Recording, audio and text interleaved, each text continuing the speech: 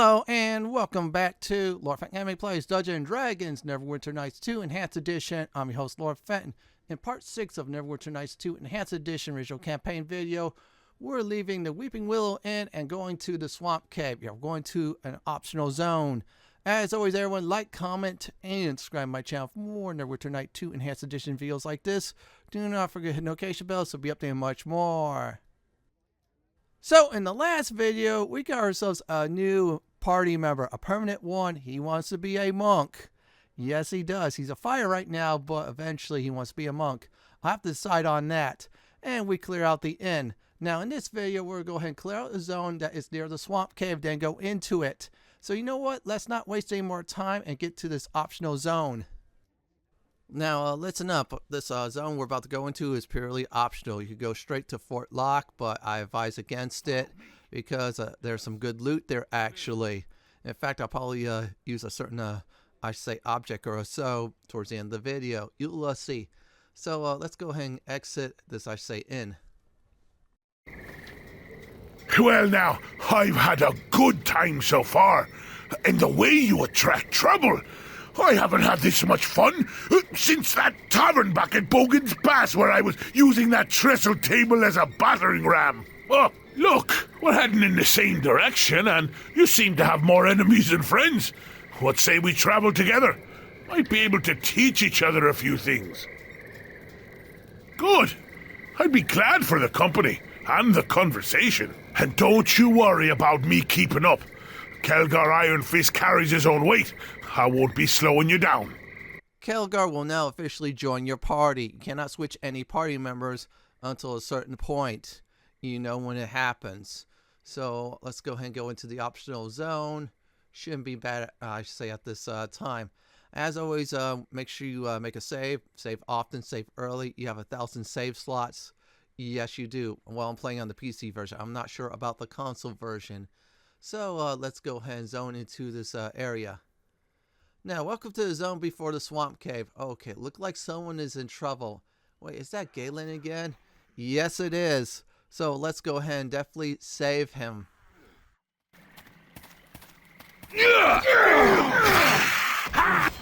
All right.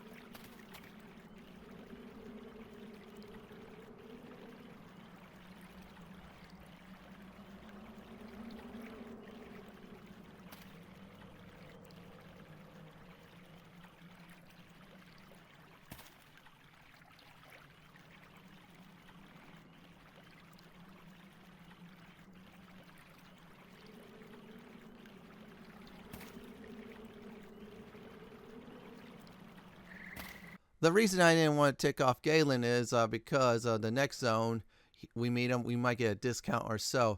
If you would have ticked him off, Khelgar would have gained influence because of those actions. Now, there'll be some lizard folks in groups. I advise using alchemy fire to pull them, I say, one group at a time. So I'll try to find group by group.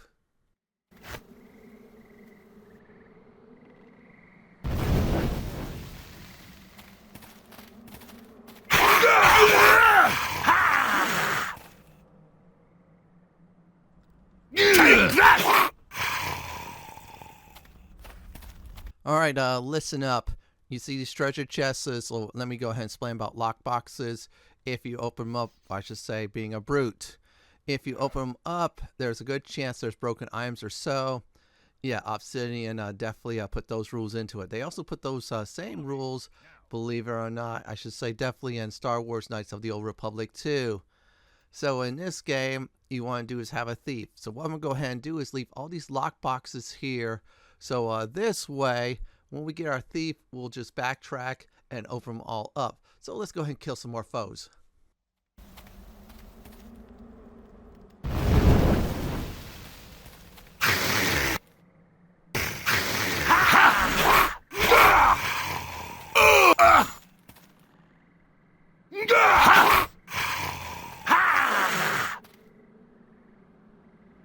Let's see what they're made of! I will definitely say alchemy fire has some use, especially here. So let's go ahead and loot all this. Yep, that is it. Now, some, I should say, containers does not have a lock on it. So good news is you don't have to worry. So let me go ahead and see. I'm just looking around for a bit.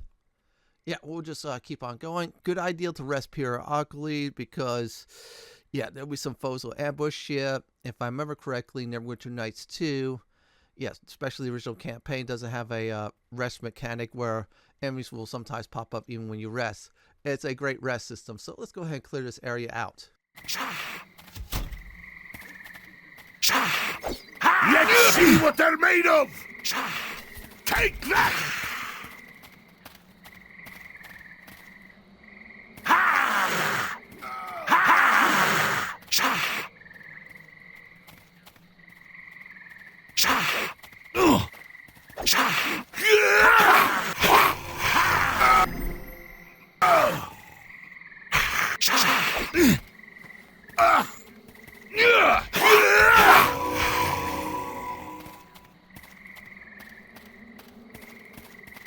Now we did do it, and yes, we both gain a level. Just remember my race is ECL +1 versus Khelgar, which is 0. So he'll gain I should say 1 level above me, but I'm as if he's his level, of course. Yep, that's another locked box, so we'll leave it there for a future thief. If we do get a thief at some certain point, I will definitely backtrack. So this way, I'll show you what's inside these treasure chests. Okay, so from here on out in this walkthrough series, I'm going to go ahead and do is make separate save files and level everybody up because I'm making build videos out of these companions. So for now, I'm going to work them on the fire path. Let's see here. I'll do craft weapons. I'll max that out. I will not max out taunt, so tumble, I'll definitely put a point in. I'll try to do it. Well, I can't, but that's all right. So it looks like that's the only thing I could do is that, just craft weapons. He'll craft up some weapons, which is very good. Okay, so let's go ahead and get my main character out of the way. He's going to be a paladin again. Sorcerer was just a one-time deal, so this way I get Red Dragon Disciple after getting my lore skill up. Alright, this is every level's 4. Get yourself ability point. I'm going to go ahead and put the points into strength. All points into strength for now. Then I'll do charisma down the line. So let's go ahead and max out diplomacy and lore. That should definitely do it. And there you go. Divine health, aurora courage, fight against fear and such like that, so on and so forth. Now let's go ahead and do some more scouting. Shouldn't be too hard, right? You know, look like I think there's some, I should say, lizard folks left and a few surprises. So let's see. We'll go this direction. If you need to, go ahead and use the map button on the PC. It's the M key, I believe. It'll bust out a nice map like this. The Mire of the Dead Men. Okay, that's what the name of the zone is. Interesting. So let's go ahead and clear parts of it.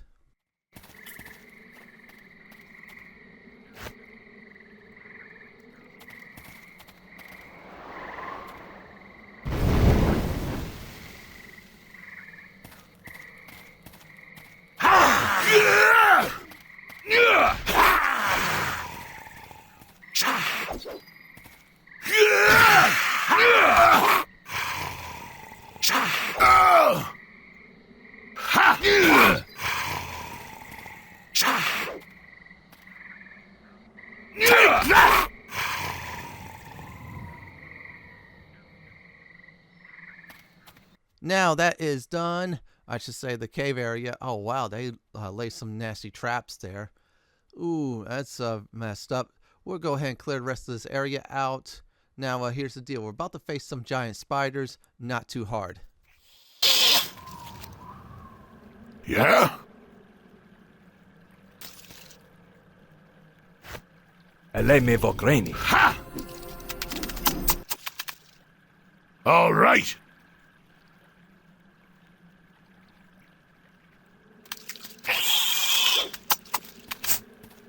Take that!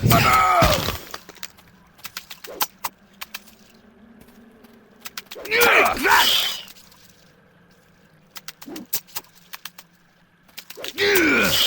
Ha! Take that!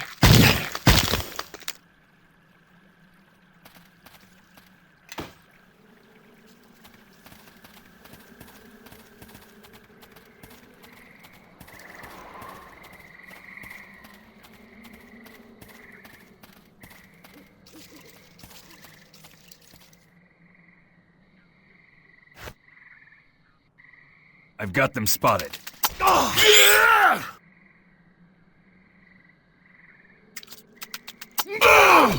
Take that!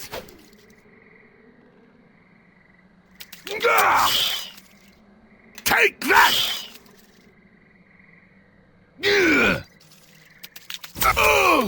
Ha!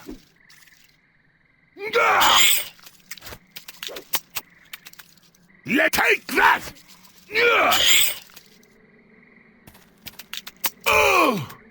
Ha!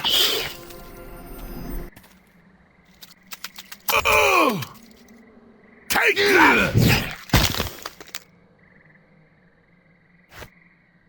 Now, that wasn't bad at all, so let me go ahead and explain about poison. Now, if I remember right, in Neverwinter Nights 2, just like 1, most of the poisons will not damage you. Your hit points won't go down, except for, I should say, probably 1 or 2. Now, you'll get ability score damages. Now, most part, you could rest them up. Now, in some cases, you probably have to use lesser restoration potion to clear out the, I should say, ability score decreases. So, if you have someone with healing kits, they'll be able to, of course, heal, depending also on their healing skill. Higher the number, more chances they'll cure the poison faster. And if not, like I said before, a good old rest will definitely do it. So, let's go ahead and go inside the Swamp Cave and clear our second dungeon in the entire game. Not too hard. This one's very easy to do. Welcome to the Swamp Cave. Now, only caution besides lizard folks are the traps. Yep, see, just watch out for traps at all times.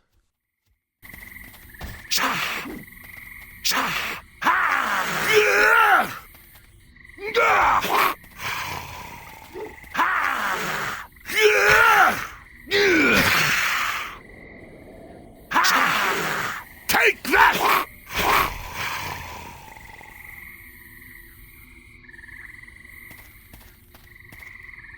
This is a good idea. I do mean a very good idea to use Khelgar to do some heavy lifting. Yeah, no pun intended, but still, you get what I mean. Yeah, have him, of course, loot some things up.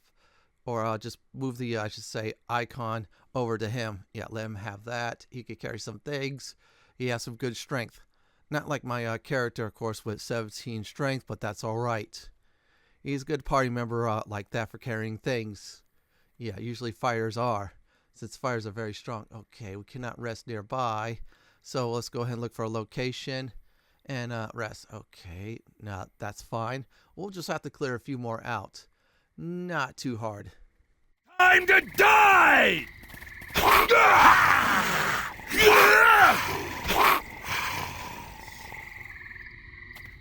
All right, we did it. So yeah, let's see here. I think that is another lockbox. Yeah, it is another lockbox. So when we do get a rogue, I will do a backtrack or partly a backtrack episode. I'm gonna go ahead and hold the shift key and click our party members. So this way we travel together. I took the AI puppet mode off, so this way I can do individual actions if I need to definitely go ahead and do so. So let's go ahead and clear the rest of this out. To battle!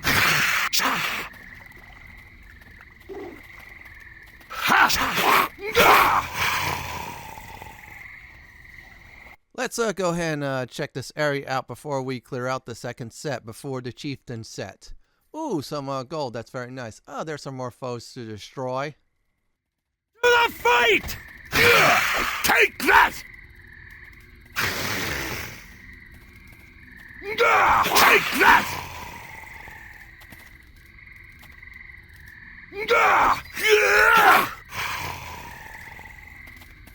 Now let's go ahead and finish up looting this place. Alright, there's a hidden treasure chest.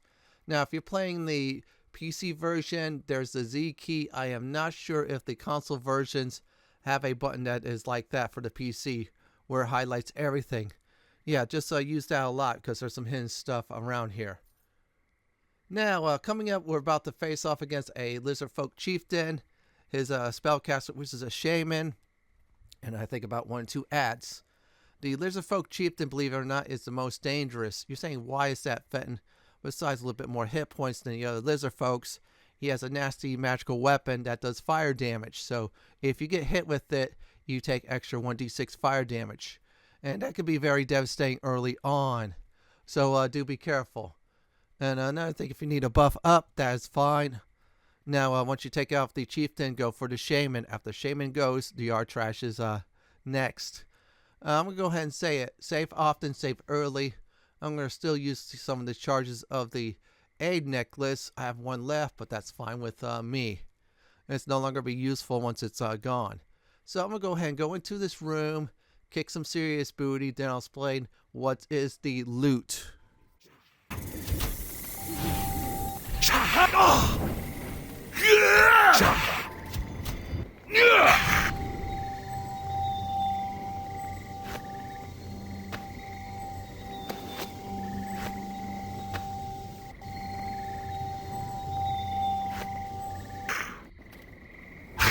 Take that! Take that!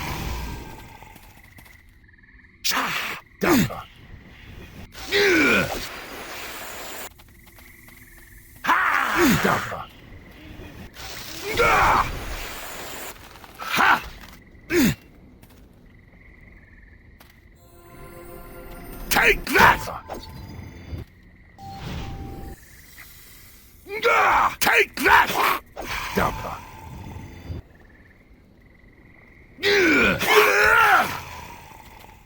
Now, that wasn't bad, so, ooh, this is very nice. So, I'm going to go ahead and just make a judgment call, examine it. 1d6, let's see here, that is a Morning Star. I'm going to go ahead and quit because of the fire damage. It'll help us out early on. Short bow +1, I'll keep a hold of that. Let's see here, gauntlets of, let's see, gray gloves of the minstrel. We're not, I should say, bards. Now, those treasure chests we'll have to leave behind until we get a rogue. Like I said before, I'm going to repeat it until I get said rogue. Yeah. I'll come back here, then do a whole episode looting things up. Now, I'm going to go ahead and see if I could use identify on this. Let's go ahead and do that. Oh, wait, it's already been identified, but okay. There you go, that's fine. Now, for those of you who just came into the channel or really new to the Dungeons & Dragons series, or say definitely the Neverwinter Nights series 1 and 2, or I should say like Dungeons & Dragons 3.0, 3.5 rules, you see in these type of rules for Dungeons & Dragons, so let me go ahead and explain about that. So what happens is there's arcane spell failure if you equip armor and such.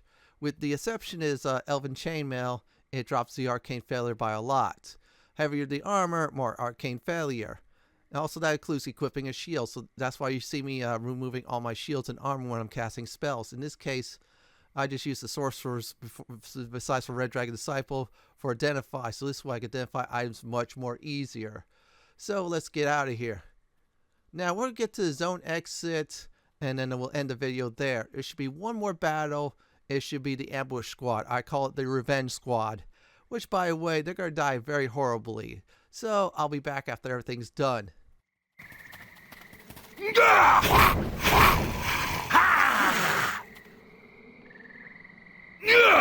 that! Now, that wasn't bad at all. I am not sure if they will definitely reappear. I highly doubt it. Because once, like I said before, I get my rogue, yeah, we're going to open up all those lock boxes to get rid of some of those traps as well, too. Hopefully, I do get some EXP, of course, you know, disabling traps, but I doubt it. I'm going to go ahead and get to a stopping point. Let me rest up. Then I'll do a recap. This was a very good and fun, I should say, beneficial episode in my eyes. So here we go, everybody, on the recap. As soon as we did get outside of the Weeping Willow Inn, Khelgar joins the party permanently. So with the two of us, we went to the zone before the Swamp Cave. So we cleared that out. We met Galen along the way again, saved his butt again. He gave us some valuable intel about Fort Locke and the next location he's going into. After killing more lizard folks and of course some giant spiders, we went inside the Swamp Cave.